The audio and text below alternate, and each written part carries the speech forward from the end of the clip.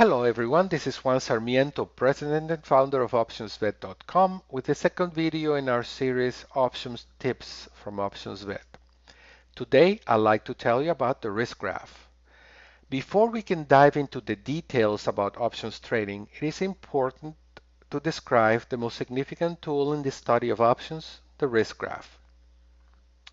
A risk graph is nothing more than a graphic representation of the potential profit and loss in a stock as well as in any options position.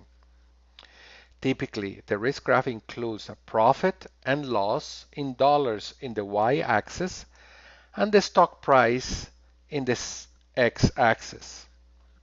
When we buy 100 shares of stock, the price of purchase becomes the break-even point, in this case $22.71. If the stock rises, we get a profit. If the stock declines, we get a loss.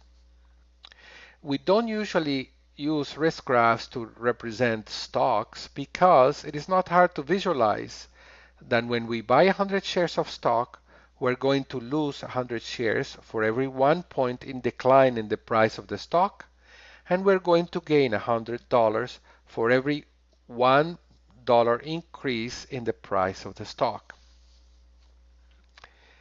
This change in the value of our investment is called delta.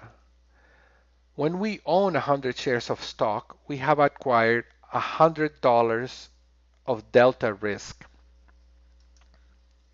Profit and risk are really two sides of the same delta coin.